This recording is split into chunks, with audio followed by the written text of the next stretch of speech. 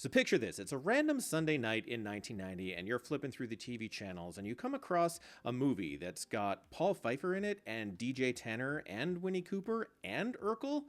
And then you think, okay, I've fallen asleep. This is too good to be true. This is a crazy dream. But you know what? It's not a dream because you've just happened upon Camp Cucamonga, which is possibly the most 90s movie ever. As the title suggests, Camp Cucamonga is about a bunch of kids and the wacky hijinks they get up to at their rustic yet comfortable summer camp in, I don't know, anywhere, USA. They fall in love, they compete in sports, they assault each other, and since it's the 90s, oh, you better believe they rap. So let's dive in together and relive the incredible made-for-TV experience that was Camp Cucamonga. The movie opens on the bus on the way to camp where we meet all our main characters, and less than a minute in, the pubescent hormones are already spiking. Jennifer, played by Tasha Scott, already has her sights set on Jaleel White's Dennis, and Candace Cameron's Amber and Chad Allen's Frankie are rekindling their relationship from last summer. Yeah, now that we're older, we can do a lot more stuff. We also meet camp counselor Ava, played by a pre-Friends Jennifer Aniston, Josh Saviano's Max, who is determined to have a better year at camp this year, and Breckenmeyer's Cody, who is dressed like a 1990s Sears catalog threw up on him. Danica McKellar plays Lindsay, and you can tell Lindsay is not like the other girls because of leather jacket and ripped jeans. But don't worry, she's actually really nice because she sticks up for Max when Cody starts bullying him. And finally, we meet the other counselor, Roger, who is obviously too cool to ride on the bus with his motorbike and dangerous driving. Things aren't off to a good start for Max. He gets brushed off by Lindsay and then thrown up on. A Camp Cucamonga has recently been purchased by Marvin Schechter, played by John Ratzenburger, who left his old life behind as an accountant to run this camp. Who is this clown? He's my father. His speech to the campers sets up the major plot point for the movie, which is the Battle of the Bunks, when the winners of which will get a day off in town, complete with $25 per camper to spend on whatever they want. All the main characters, of course, are bunking together, and because Lindsay and the other girls are together, there's a little bit of friction. Jennifer's trying to be inclusive and welcoming, but Lindsay basically tells her to go f*** herself. And you don't have to stick up for me with a queen brat over there either. I can fight my own battles. Whatever you say. We learn through a bit of clunky exposition that there is a camp inspector coming to the camp tomorrow so that Camp Cucamonga can be accredited by the Camping Society, so pressure's on to show what a tight ship Marv is running. And so here's our B-plot. The camp will be out of business without approval. Marv hatches a plan to wine and dine the inspector, and he also fires the maintenance man for failing to eradicate the termite problem, and so he needs to hire a replacement. While there's tons of drama in the girls' bunk, the guys are all getting along despite a little casual 90s racism. Bet you're a great athlete, aren't you, Dennis? Troy, every black kid isn't Bo Jackson. And of course, what would a 90s summer camp movie be without the boys' bunk committing a little sexual assault on the girls? And Roger, who is supposed to be the adult, sets yet another poor example for the boys. Undeterred by, common decency and the law, Max grabs his video camera and off the boys go to the girls' shower. Ooh, yikes.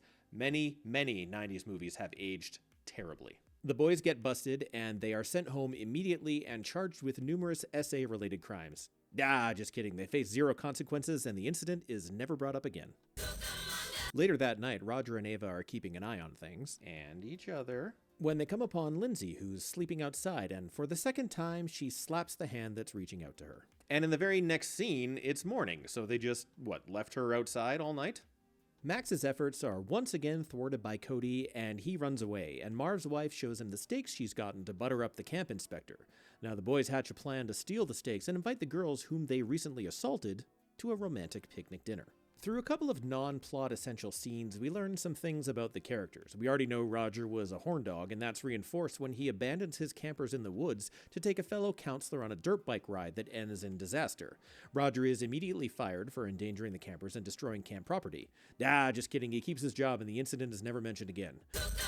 While all that was happening, Lindsay once again saves Max and he falls for her obvious, charms, I guess. A fancy-dressed Sherman Helmsley plays Herbert, the new handyman, but he's in a suit. He can't be a handyman. It turns out he came straight from his nephew's wedding. And guess what? Marv thinks he's the inspector. What an unexpected mix-up. Marv rolls out the red carpet for Herbert, and Herbert doesn't question his VIP treatment. The kids have been at camp for less than 24 hours, and there's already mail, which means those letters must have been sent before the kids even left home. Whatever though, the point is that Lindsay didn't get any mail. The girls are all talking about how lame their parents are because they love each other and love their kids, and Lindsay once again loses her shit on them for talking about their loving families. I guess now we know why Lindsay's so upset, because family troubles. That's reinforced in a flashback where Lindsay is arguing with her mom about going to camp in the first place. Anyway, the boys grab the stakes and finalize their plans, while Max follows Lindsay to the office where she's calling her mom. Lindsay's mom totally blows her off and tells her to shut up because she's too busy to be dealing with her dumb problems. Max corners her uncomfortably closely and invites her to the steak dinner, even though he wasn't actually invited to join the other guys at all. There's 4 steaks. Me, Dennis, Amber, and Jennifer. So the B-plot misunderstanding continues, despite the fact that the stakes have gone missing. In the midst of all that drama, the person who Marv thinks is the new handyman shows up. Any guesses on who this guy is? Yep, he's the inspector, and Marv starts treating him like crap right from the get-go. You came here to work. Now do it. Beat it. Now. At this point, the guys are getting ready for their big date, and Max comes in and points out that they have no idea how to cook steaks, nor do they have a picnic spot picked out. But if he and Lindsay can come along, Max will take care of everything. So the guys agree, and Max steals a grill and sneaks off to the woods with the others, but not before the inspector gets another earful from Marv, and Roger strikes out again with Ava. Max leads the crew to a pretty nice spot, actually, but he burns the absolute crap out of the steaks and everyone's pissed, even Lindsay. So they decide to bail and head back to the cookout, but they get lost and end up right back where they started. Oh, Max, can you do anything right?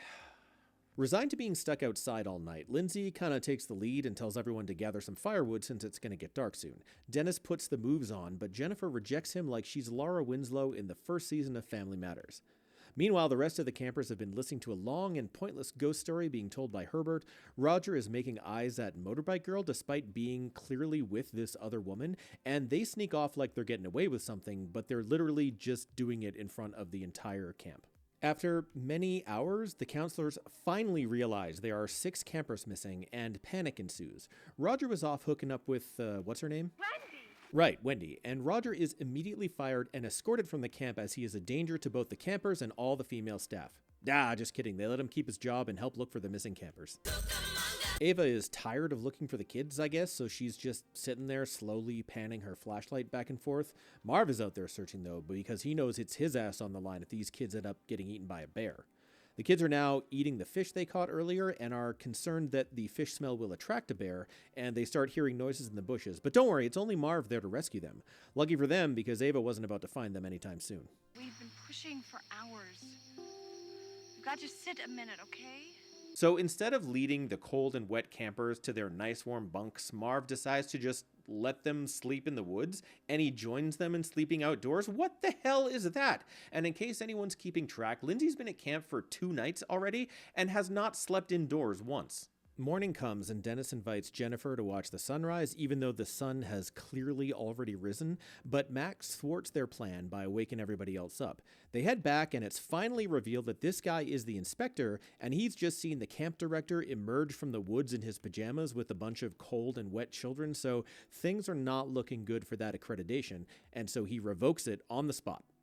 Marv is devastated as he's worried the camp is going to close. Lindsay and Jennifer are becoming friends now, and Roger, mystifyingly still employed, has a plan. He tells Ava they are going to go right to the chief of the camping society or whatever and have the kids write letters to him about how amazing their experience at Camp Cucamonga has been. That's a pretty ballsy plan considering the campers' experience so far has been nothing but sexual harassment, getting lost in the woods, sleeping outside, and bullying.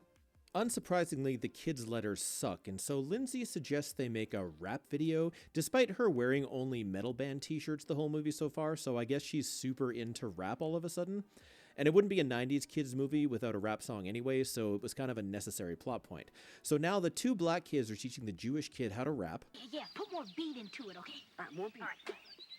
Yo, my name is Max, and I go to Cucamonga. And the 2 blonde kids are choreographing a hip-hop dance routine. But Amber kind of sucks at dancing, and so Lindsay takes her place. Max confides in Lindsay that he's tired of always being in the background, and just once he'd like to be in the spotlight. Just once, I'd like to show everyone else. Just once, I'd like to hear someone say, and the winner is Max Plotkin. and everybody cheer. I wonder if any of that's going to happen before the end of the movie.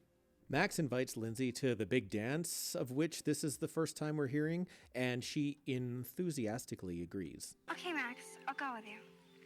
Through some classic Max clumsiness, he discovers that she's been writing letters to herself so she doesn't keep getting nothing on mail day. She storms off, but you know what? There's no time to let that emotional moment linger because it's rap time. It's impossible for me to do justice to the edits, the green screens, the transitions, the dancing, the lyrics, or anything else that's in this video, so you absolutely must watch it for yourself to get the full impact of it, but here's a few more clips just to give you a little taste. If you're looking for what's cooking, take a little trip. Camp Cucamonga is the place that's it. Cucamonga! Oh yeah! Whoa! Camp Cucamonga! And I watched this live on TV when it came out in 1990, and I remember 10-year-old me thinking, wow, this is cheesy and lame as hell. And now rewatching it back in my mid-40s, which, you know, is definitely something a well-adjusted husband and father such as myself should be doing, reliving made-for-TV kids movies from the 90s, let alone making a whole-ass video about it, which is probably even way healthier. I do agree with my 10-year-old self, and this is super lame and cheesy as hell, so I guess 10-year-old me had some good taste. Mr. Wilhelm from Seinfeld is the head of the camping association, and he watches the tape with, I guess, his great-granddaughter, and he decides he's going to go up to Camp Cucamonga and inspect it personally. Marv and his wife get the news, and they are thrilled. Amber's starting to notice that Frankie and Lindsay are getting close and decides to dig up some dirt on her from Max, who gladly absorbs the attention and completely betrays Lindsay's confidence. But forget that for a minute, it's time for the Battle of the Bunks. Cody continues to mercilessly bully Max with absolutely no consequences as the competitions continue. Frankie wins the paddleboard race. I haven't mentioned this yet, but the guy who sat next to Max on the bus is like the token fat guy in the 90s movies, so his whole thing is that he eats a lot, but somehow he loses the pie eating contest to this guy. Our heroes win the volleyball game, and Jennifer nominates Lindsay to compete in the horse riding event. Amber is now double jealous because both her boyfriend and her bestie are now being taken in by Lindsay's, I don't know, charms, I guess. And Frankie lays it on thick, even though Amber is sitting right there. So you ride too? Is there anything you can't do? After a slight detour to Ava once again rejecting Roger, it's time for the inspection and the last day of the competition. Everyone's relying on Lindsay to win the riding event, but Amber's jealousy takes over and she steals Lindsay's mail. But it's not one of the letters that Lindsay wrote to herself. It's actually a letter from Lindsay's mom saying that she and Lindsay's dad are getting divorced.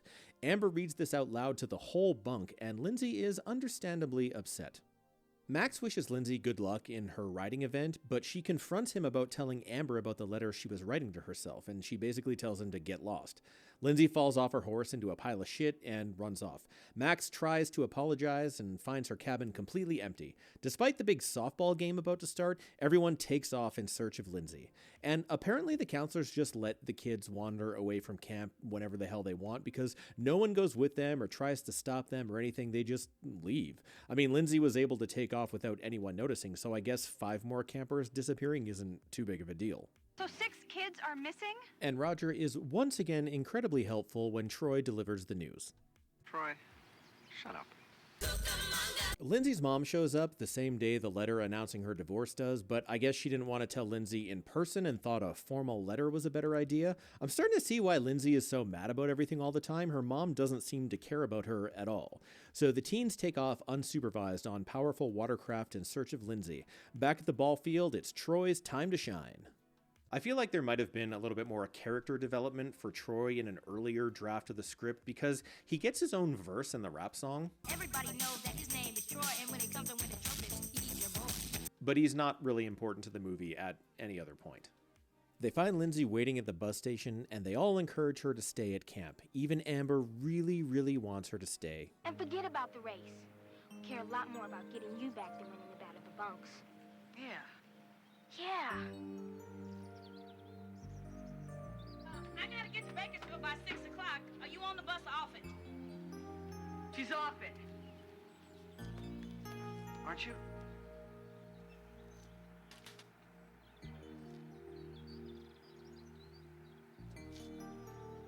Roger and Lindsay's mom pull up, and what do you think the over-under is on whether or not Roger was hitting on Lindsay's mom like the entire drive to the bus station? Anyway, they all pile into Lindsay's mom's Jeep Cherokee and head back to the camp for the big softball game. The score is 11-2, but after a classic 90s montage, it's all tied up, and oh no, Max is at bat. Remember earlier when he said this? Just once I'd like to hear someone say, and the winner is Max Plotkin. And with a little encouragement from Lindsay, he scores the winning run, but not before more blatant philandering from Frankie while he's again sitting right next to Amber, who is, I need to remind you this, his current girlfriend. Max's camp dream comes true, and he's the big hero of the day. So that night comes the big climactic dance that was mentioned earlier in the film one time in passing. Max blows off all the side ponytail girls wanting to dance with him to find Lindsay, and he basically tells her that now that he's popular, he doesn't want to be with her anymore. She seems fine with it because she's super into Frankie now, and conveniently, Amber is about to break up with him because he obviously doesn't care about her. So Frankie gets with Lindsay, Amber and Max are a thing now, Roger turns down his other two flames to be with Ava, Marv comes clean with the camp association guy and announces the most valuable bunkmate award goes to Max, of course, and the camp gets accredited, Roger and Ava kiss, and the movie ends with a chorus of the rap video. We got baseball, football, basketball, the counselor teaches, so it's fun for one and all. I don't think it's fair to expect a lot from a kids movie, but from a basic storytelling point of view, this movie is just awful. None of the characters show any growth through the whole film because there are absolutely no consequences for any of their actions, and they therefore learn nothing. All the adult characters are irresponsible and derelict in their duties as caretakers for the children, so much so that one child ends up sleeping outside 2 nights in a row. Amber is a mean girl who loses her boyfriend but ends up with Max anyway. Dennis is basically there just to be swarthy and rap. Frankie just does whatever he wants and ends up with Lindsay, and Lindsay essentially steals Amber's boyfriend right out from under her, but is maybe like 30% less angsty by the end of the movie. Really, only Jennifer is solid throughout. She reached out to Lindsay at the very beginning, tried to encourage the other girls not to pick on her, and was overall a nice and kind person. Jennifer wins Camp Cucamonga, but it wasn't exactly a difficult contest.